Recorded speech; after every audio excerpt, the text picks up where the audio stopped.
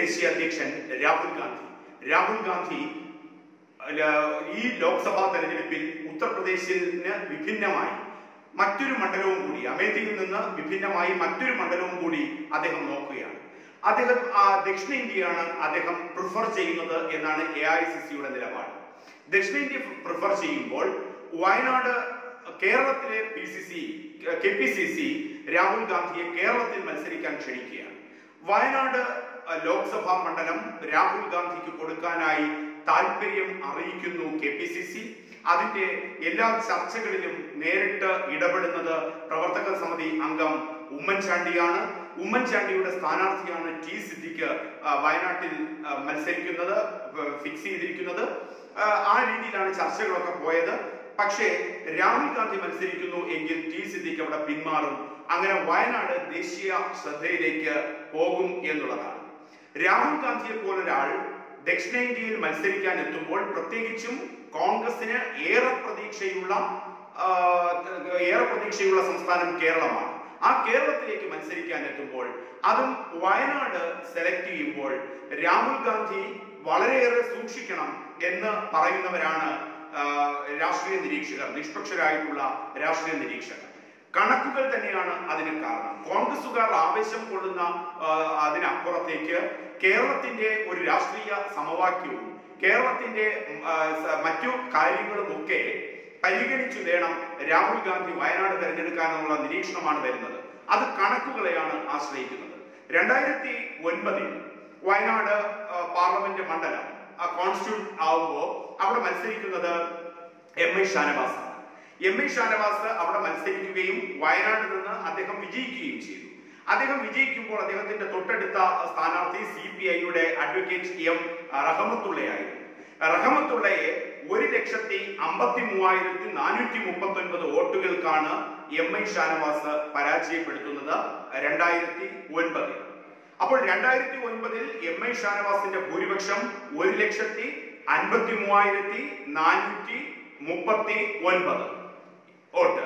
MI Shanavas നേടിയത് 4,10,703 vote MI Shanavas നേടുകയും ചെയ്തു. അഡ്വക്കേറ്റ് റഹ്മത്തുള്ള നേടിയത് 2,57,264.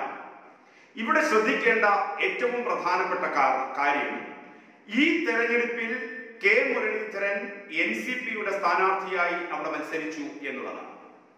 അപ്പോൾ K മുരളീധരൻ NCPയുടെ സ്ഥാനാർത്ഥിയായി മത്സരിക്കുമ്പോൾ ആരായിരുന്നു K മുരളീധരൻ? K മുരളീധരൻ KPCCയുടെ പ്രസിഡന്റ് ആയിരുന്നു. അതോടൊപ്പം തന്നെ കോൺഗ്രസിന്റെ മന്ത്രിസഭയിൽ അദ്ദേഹത്തെ മന്ത്രിയാക്കിയിരുന്നു.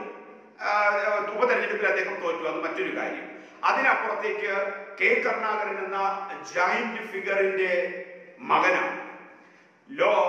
കോഴിക്കോട് ലോക്സഭാ മണ്ഡലത്തിൽ നിന്ന് 3 പ്രാവശ്യം ലോക്സഭയിലേക്ക് തെരഞ്ഞെടുക്കപ്പെട്ട വ്യക്തിയാണ്. മലബാറിന്റെ മണ്ണിൽ ഏറെ സ്വാധീനമുള്ള വ്യക്തിയാണ് K കരുണാകരൻ. ആ K കരുണാകരന്റെ മകനാണ് മുരളീധരൻ. മുരളീധരൻ കോൺഗ്രസിൽ നിന്ന് തെറ്റിമാറി, K കരുണാകരനും തെറ്റിമാറുന്നു. മുരളീധരൻ കോൺഗ്രസിൽ നിന്ന് തെറ്റിമാറി ഒറ്റയ്ക്ക് കോൺഗ്രസിന്റെ ഷുവർ സീറ്റ് എന്ന് പറയുന്ന വയനാട് K മുരളീധരൻ മത്സരിക്കുമ്പോൾ അദ്ദേഹം നേടിയ വോട്ട് 99,663 വോട്ട്, 1,00,000 അടുപ്പിച്ച് വോട്ട്. അപ്പോൾ കോൺഗ്രസിന്റെ ഏറ്റവും മുതിർന്ന 2 നേതാക്കൾ MI ഷാനവാസിനെ നമുക്കറിയാം, K കരുണാകരനുമായി ബന്ധപ്പെട്ട് K കരുണാകരനുമായി തെറ്റിപ്പിരിഞ്ഞ ഒരു 3ാം ഗ്രൂപ്പ് സൃഷ്ടിക്കുന്ന യുവ തുർക്കികളിൽപ്പെട്ട ഒരാളാണ് MI ഷാനവാസ്. അങ്ങനെ കരുണാകരൻ ലോയലിസ്റ്റിൽ നിന്ന് നേരെ തിരിഞ്ഞൊരു പ്രതലം രാഷ്ട്രീയത്തിൽ സൃഷ്ടിച്ച വ്യക്തിയാണ് MI ഷാനവാസ്. ആ MI ഷാനവാസ് കോൺഗ്രസിന്റെ സ്ഥാനാർത്ഥിയായി അവിടെ മത്സരിക്കുകയും അതേ കോൺഗ്രസിന്റെ നെടുനായകത്വം, കോൺഗ്രസിന്റെ leader K Karunakaran, king maker K കരുണാകരന്റെ മകനായ K മുരളീധരൻ കോഴിക്കോട് ലോക്സഭാ മണ്ഡലത്തിൽ 3 പ്രാവശ്യം കോഴിക്കോട് ലോക്സഭാ മണ്ഡലത്തെ പ്രതിനിധീകരിച്ച ഒരു ജയന്റ് ഫിഗർ.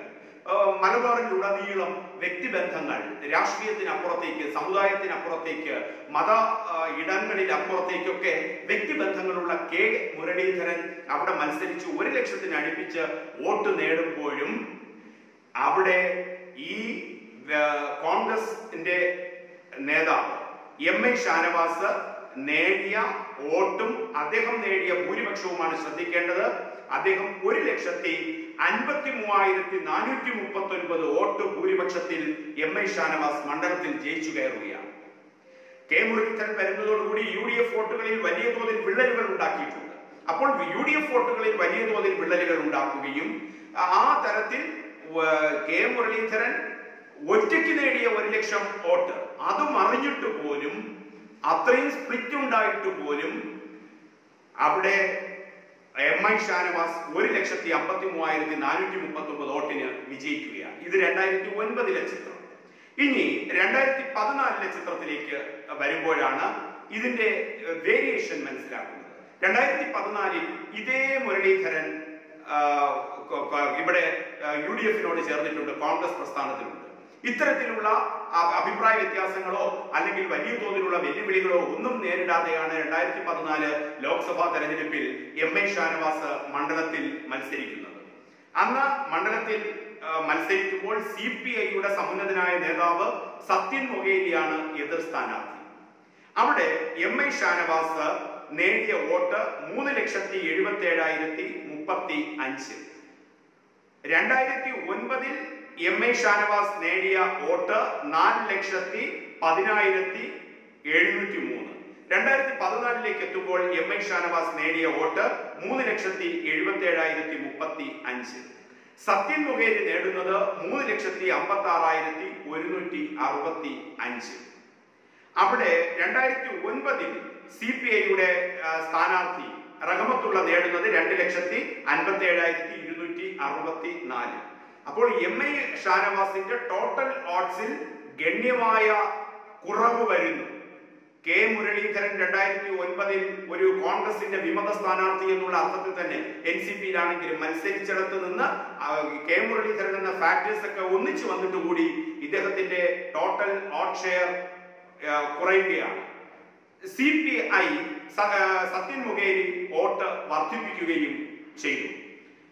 ആ തരത്തിലാണ് അവിടുത്തെ വോട്ട്. എം.ഐ. ഷാനവാസിന്റെ ഭൂരിപക്ഷം നോക്കൂ, 20,870 വോട്ടാണ്. 1,50,000 മുകളിൽ ഭൂരിപക്ഷം 2009 കെ മുരളീധരൻ എന്ന ഫലത്തിലെ റിബൽ സ്ഥാനാർത്ഥി നിന്നിട്ട് പോലും കൂടി എം.ഐ. ഷാനവാസ് എന്ന കോൺഗ്രസ് സ്ഥാനാർത്ഥി 1,50,000 മുകളിൽ ഭൂരിപക്ഷം നേടിയിടത്ത് നിന്ന് എല്ലാ കാര്യങ്ങളും അടുപ്പിച്ചിട്ട് പോലും വെറും ഭൂരിപക്ഷം 20,870 വോട്ടിന്റെ ഭൂരിപക്ഷം മാത്രം. ഈ കണക്കുകളിൽ നിന്നുകൊണ്ടാണ് രാഹുൽ ഗാന്ധി വയനാട് തെരഞ്ഞെടുക്കുമ്പോൾ അവിടുത്തെ ആ വയനാടിന്റെ ഷുവർട്ടി നിശ്ചയിക്കേണ്ടത്. കോൺഗ്രസുകാർ പറയും വയനാട് ഏത് കുറ്റിച്ചുമിനെ നിർത്തിയാലും ജയിക്കുന്ന മണ്ഡലം. അത് കോൺഗ്രസുകാരുടെ നാവാണ്. കണക്കുകളാണ് തെരഞ്ഞെടുപ്പിൽ ഏറ്റവും ശ്രദ്ധേയമാവുക. ആ കണക്കുകളിൽ AICC കോൺഗ്രസിന്റെ ദേശീയ പ്രസിഡന്റ്, ദേശീയ അധ്യക്ഷൻ മത്സരിക്കാൻ എത്തുമ്പോൾ ആ രീതിയിൽ മണ്ഡലത്തെ ചലിപ്പിക്കാനും അവിടെ ഉണ്ടാകുന്ന കാര്യങ്ങൾ മാറ്റിമറിക്കാനും കഴിയുമ്പോൾ അദ്ദേഹത്തിന്റെ ഭൂരിപക്ഷം ഒരിക്കലും എം.ഐ. ഷാനവാസിന്റെ ഭൂരിപക്ഷം പോലും നേടിയാൽ പോരാ. അതിനും എത്രയോ അപ്പുറത്തേക്ക് ചലിപ്പിക്കാൻ കഴിഞ്ഞില്ലെങ്കിൽ നാണക്കേട് രാഹുൽ ഗാന്ധിക്കാണ്, കേരളത്തിലെ കോൺഗ്രസുകാർക്കല്ല. അമേഠിയിൽ രാഹുൽ ഗാന്ധി 3 ലക്ഷത്തിനടുപ്പിച്ച് 4 ലക്ഷത്തിനടുപ്പിച്ച് 370, 290 ഏകദേശം 3 ലക്ഷവും 4 ലക്ഷത്തിനും ഇടയിൽ സ്ഥിരമായി ഭൂരിപക്ഷം നേടിയ രാഹുൽ ഗാന്ധി അമേഠിയെ പോലെ ഒരു ഷുവർ സീറ്റിൽ, കോൺഗ്രസിന്റെ പ്രത്യേകിച്ചും നെഹ്റു പാരമ്പര്യം അവകാശപ്പെടുന്നവരുടെ ഷുവർ സീറ്റിൽ സ്മൃതി ഇറാനിക്ക് മുമ്പിൽ 1 ലക്ഷത്തിനടുപ്പിച്ച് ഭൂരിപക്ഷം മാത്രമാണ് 2014 നേടാൻ കഴിഞ്ഞത്. അവിടെ നിന്ന് അമേഠി അല്ല, ഉത്തർപ്രദേശ് അല്ല കേരളം. ആ ഉത്തർപ്രദേശിന്റെ അമേഠി അല്ല കേരളത്തിലെ വയനാട്. ആ ചതിക്കുഴികൾ രാഹുൽ ഗാന്ധി മനസ്സിലാക്കിയില്ല എങ്കിൽ കോൺഗ്രസ് ദേശീയ അധ്യക്ഷൻ ചരിത്രത്തിലില്ലാത്ത വിധം നാണം കെടും.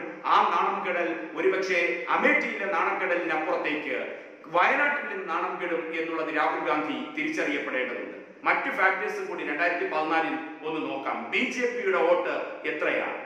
BJP PR റസ്മിൻ നാഥ് എന്ന സ്ഥാനാർത്ഥിയാണ് അവിടെ മത്സരിപ്പിച്ചത് 2014. BJP നേടിയ വോട്ട് 80,752 വോട്ട്. BJP-യുടെ PR റസ്മിൻ നാഥ് വയനാട് മത്സരിക്കുമ്പോൾ നേടിയ 2014 വോട്ട് 80,752. അവിടെ രാഹുൽ ഗാന്ധി എന്ന സ്ഥാനാർത്ഥി മത്സരിക്കാൻ വരുമ്പോൾ അമേഠിയിൽ BJPയുടെ തീപ്പൊരി നേതാവ് സ്മൃതി ഇറാനി കടുത്ത വെല്ലുവിളി നേരിടുന്നുണ്ട്. അമേഠിയിൽ നിന്ന് വയനാട് എത്തുമ്പോൾ സ്മൃതി ഇറാനിയെ പേടിച്ചാണ് രാഹുൽ ഗാന്ധി വയനാട് മത്സരിക്കുന്നു എന്ന് പറയുകയും BJPയുടെയും അതോടൊപ്പം നരേന്ദ്രമോദിയുടെയും hard core rival Rahul Gandhi മത്സരിക്കാൻ എത്തുമ്പോൾ BJPയുടെ 2014 മാത്രം 80,000 വോട്ട് എവിടെ പോകും എന്നുള്ളത് രാഹുൽ ഗാന്ധി ആദ്യ കണക്കുകളിൽ ഉൾപ്പെടുത്തേണ്ടി വരും. മറ്റൊന്ന് AAP, ആം ആദ്മി പാർട്ടിയുടെ അന്നത്തെ vote 10,000 vote Aam Aadmi party നേടിയിരുന്നു. മറ്റൊന്ന് അവിടെ CPI-ML റെഡ് സ്റ്റാർ നേടിയ വോട്ട്, CPI-ML റെഡ് സ്റ്റാർ അത് 1000-ഓളം വോട്ട്. അതിനപ്പുറത്തേക്ക് ഒരു സ്വതന്ത്ര സ്ഥാനാർത്ഥി നേടിയ വോട്ടാണ് ഏറ്റവും PV അൻവർ എന്ന സ്വതന്ത്ര സ്ഥാനാർത്ഥി 37,123 വോട്ട് നേടിയിട്ടുണ്ട്. അപ്പോൾ AAP 10,000 വോട്ട് തികച്ചിരുന്നു.